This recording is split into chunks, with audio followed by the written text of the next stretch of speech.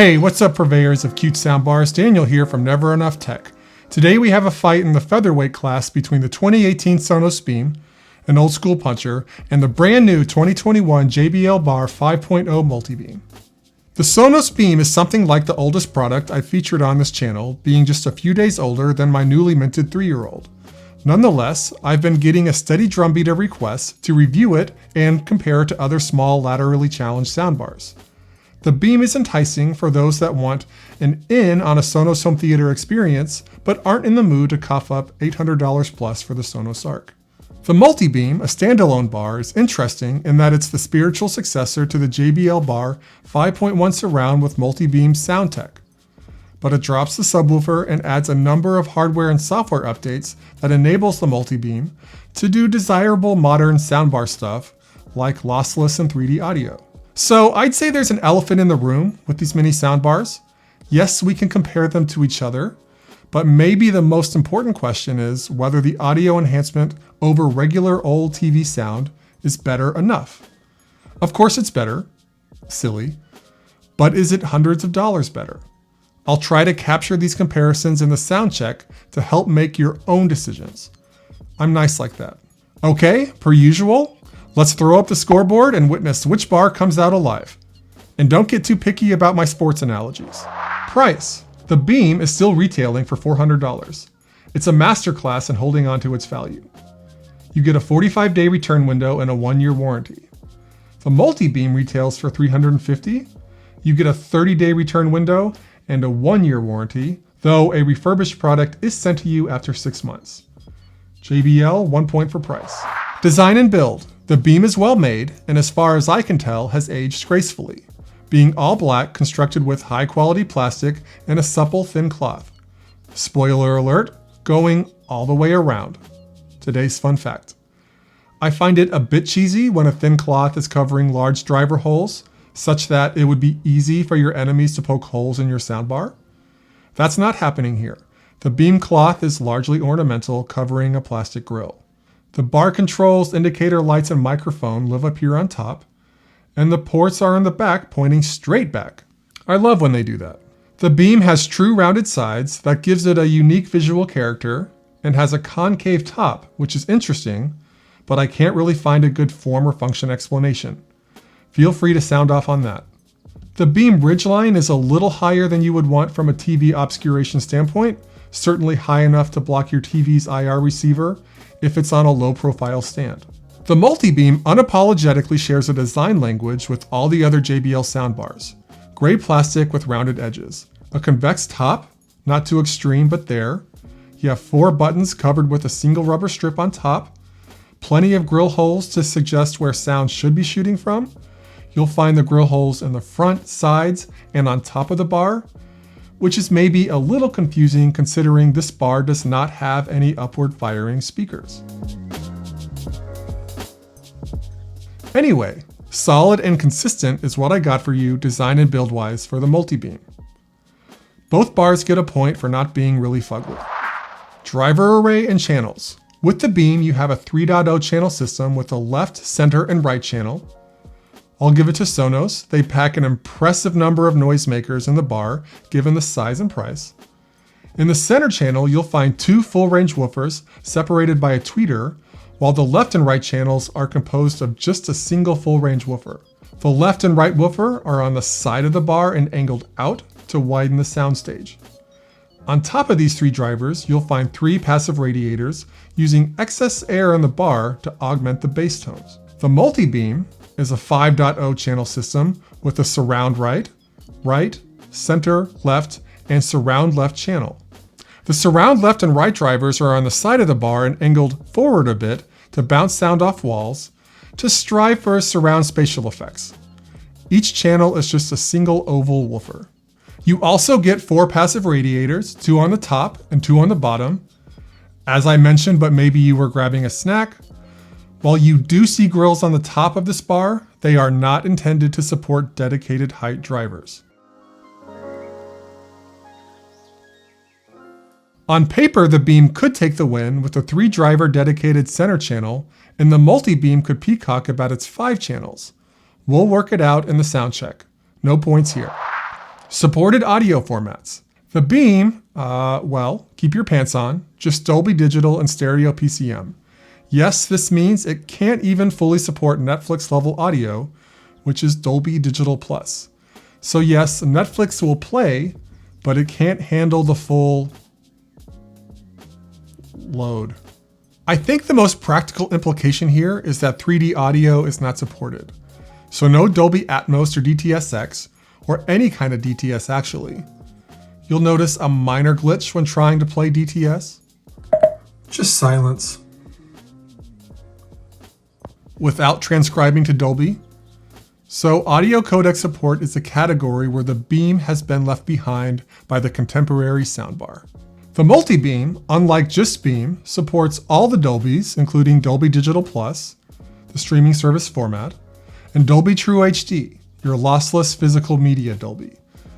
This means you get Atmos, Dolby's 3D audio offering, covering both lossy and lossless. So a step up for sure.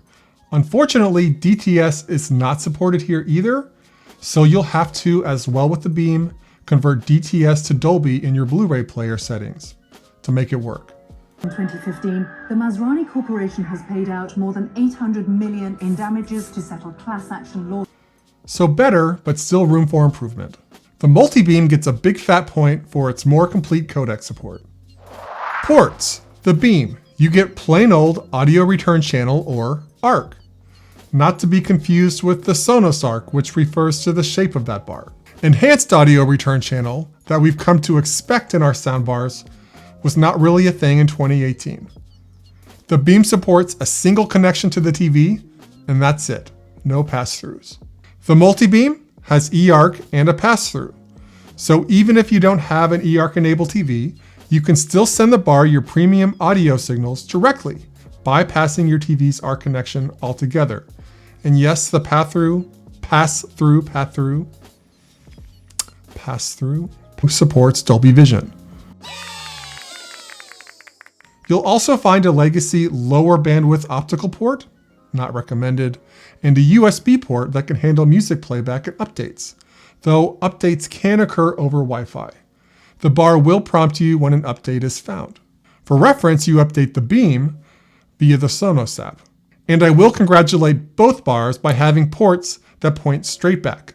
Makes my job a lot easier, maybe yours too.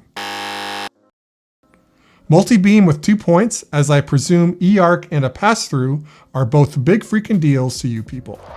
Sound adjustments. For the Beam, you'll find a treble bass EQ adjustment and a volume limiter, night mode, and a dialogue mode. Multibeam, you'll find a bass adjustment, 5 levels, and a Dolby Atmos virtual effects toggle that will ask this tiny bar to try its hardest to squeeze out some object-based spatial effects if toggled on. Keep in mind, with the Atmos virtualization turned on, some of the other channels are downmixed. Ain't nothing free with a bar this squished. Both bars have a room calibration feature.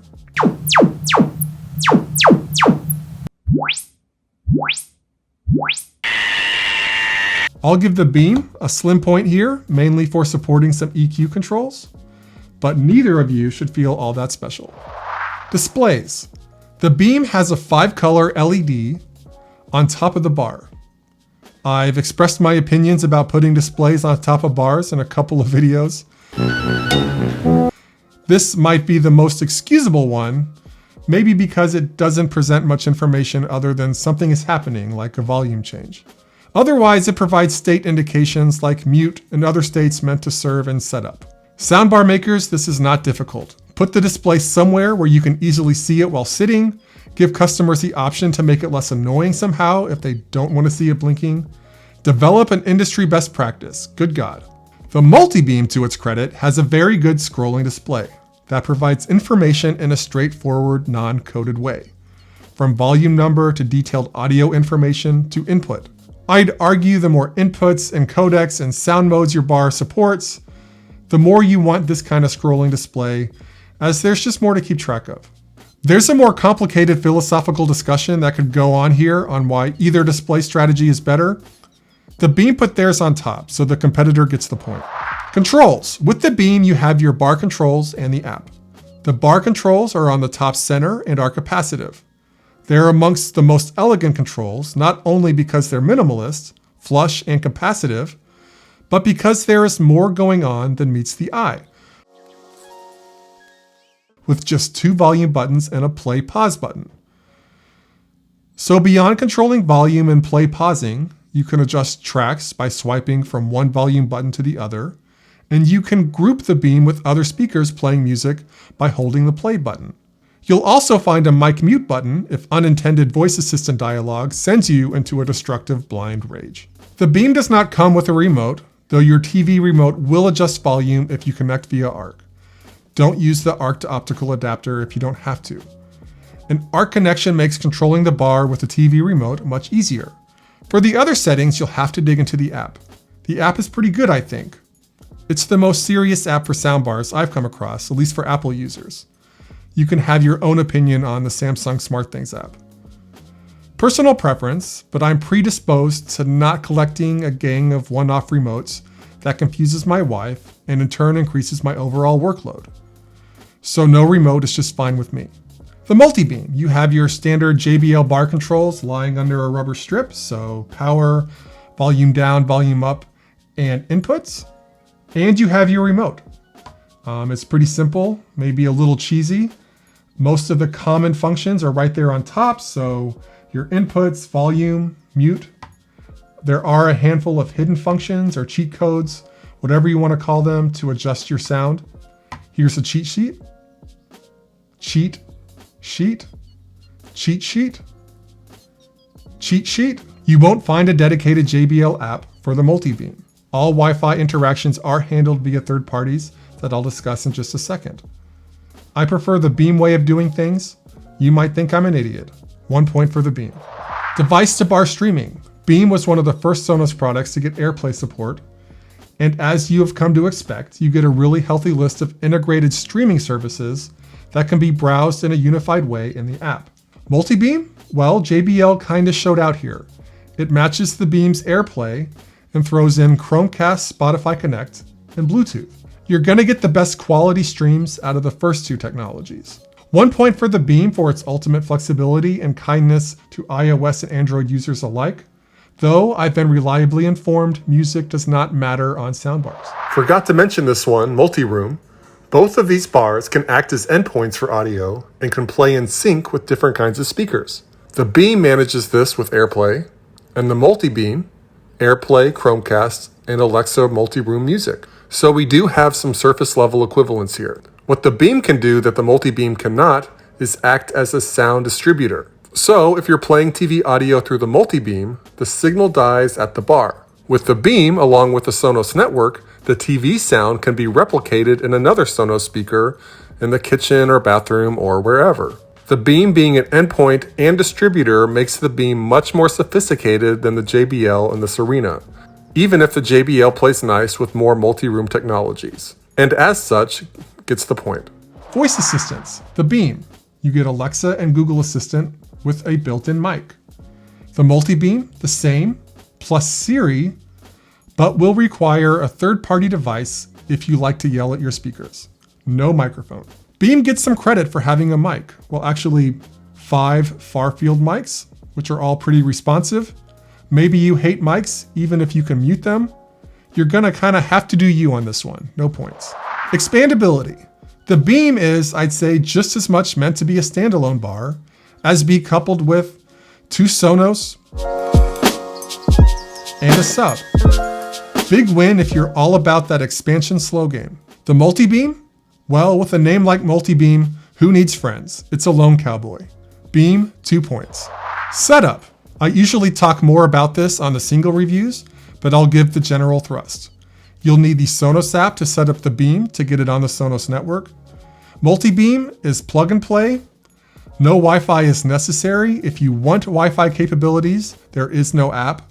I'd suggest setting the Multibeam up in Google Home. It's pretty straightforward. Also with the Multibeam, the bar took a few minutes to boot itself up for the first time. The display will tell you when it's ready for business. No points here, just a service announcement.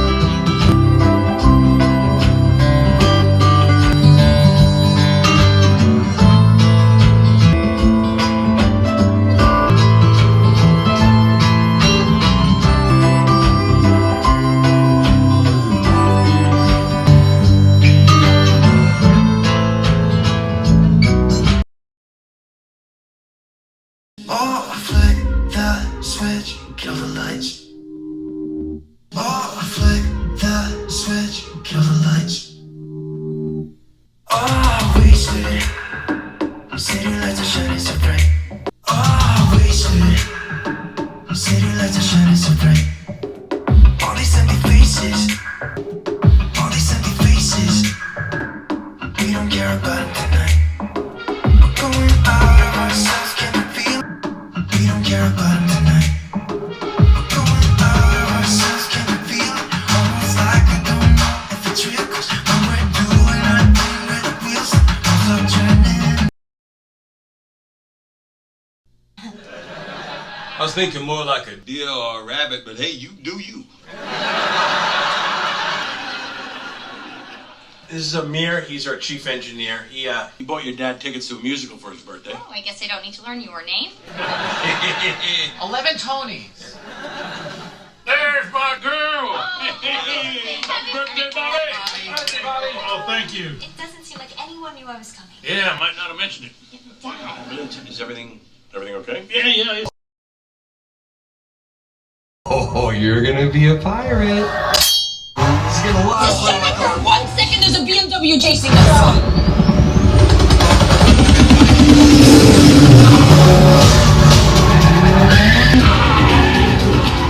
Hey, can I just take a moment to thank you? There is nothing else I'd rather be doing with my life. I don't care.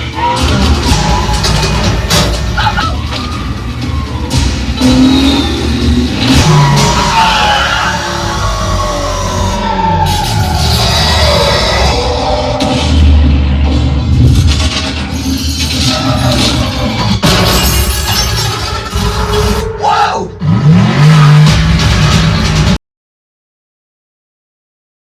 This is Dolby Atmos, the world's first object-based cinematic audio. With powerful moving audio that transcends from channels to moving around you with pinpoint accuracy.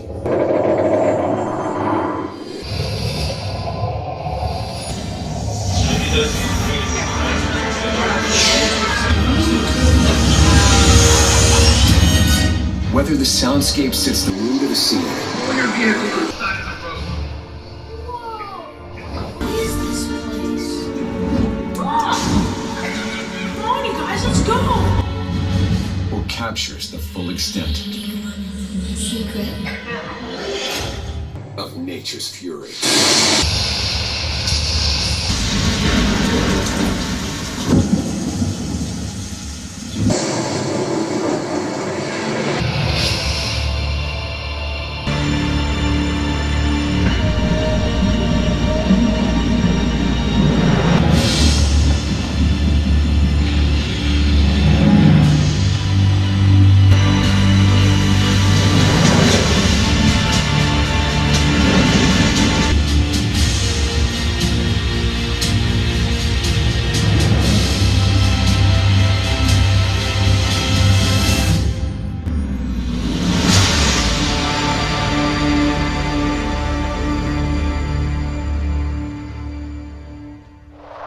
Sound quality, right out of the bat. Right off the gate. Both of these bars are TV enhancers, not full surround setup light. I suspect your expectations for full surround is somewhat modest when buying a single soundbar. Anyway, I think the soundstage and the bass were admirable on both bars. The radiators and the angled side speakers do a lot to make these small bars feel bigger and are going to very noticeably enhance your TV sound. Sincerely, I recommend both of these bars. Or let's say if someone came to me and said, I bought one of these bars, I would say, I think you'll enjoy the product. I think you'll enjoy the sound. That being said, I tended to lean towards the Beam sound a bit. I felt a little more engulfed by the sound. I sensed it was a bit fuller and more atmospheric, more likely to give me the tingles when listening to my favorite songs. I also sensed the voice clarity was greater in normal dialogue, and the sound was a bit bigger and more detailed on the action scenes. I don't think the Beam dunked all over the Multibeam here, but instead won out a hard-fought battle. To be honest, I was going in expecting to have to apologize for the Beam a bit, considering it's older, has fewer channels, and doesn't support some of those hot new features the Multibeam does. So maybe some of this reaction comes from surprise. Here's how I've come to explain the difference to myself. Sonos creates sophisticated products that tend to have a punchy, somewhat bright sound profile, I generally find Sonos sound delightfully sufficient. I'm sure plenty of you out there disagree. Also, the Beam has a tweeter in the center channel. For the record, I have not found a soundbar I really like that much that doesn't have a dedicated tweeter in the center channel. The tweeter, I think, helps deliver a crisper voice and helps give the action scenes a bit more, I'm going to use crispy again, crispiness, edge, and atmosphere than if the tweeter were not there. Both bars have 5 drivers, the Beam 4 woofers and a tweeter. The Multibeam 5 full range woofers. The JBL Virtual Atmos effect I considered to be a bit of a launch failure.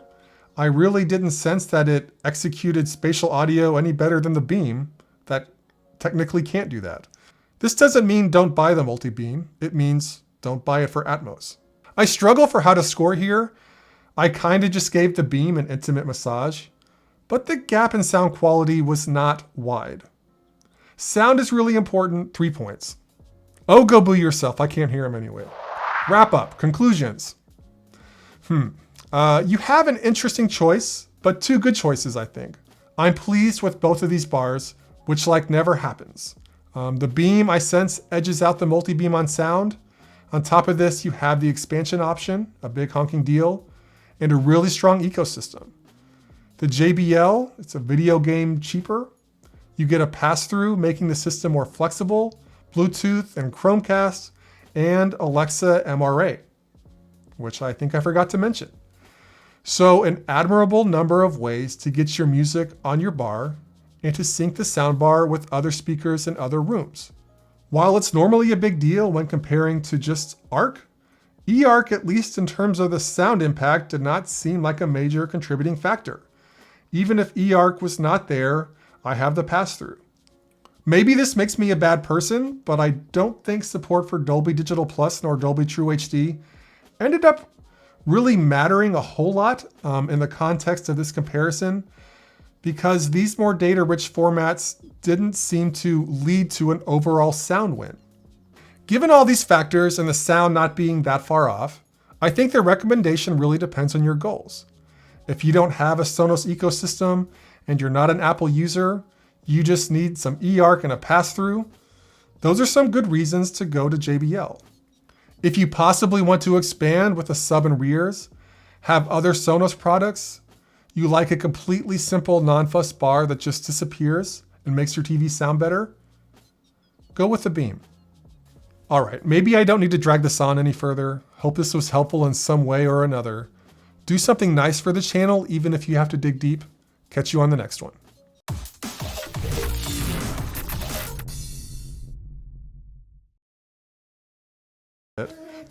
Elliot, I need you to be quiet.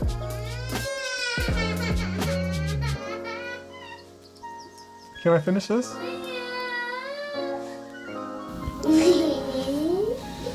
Elliot, shh.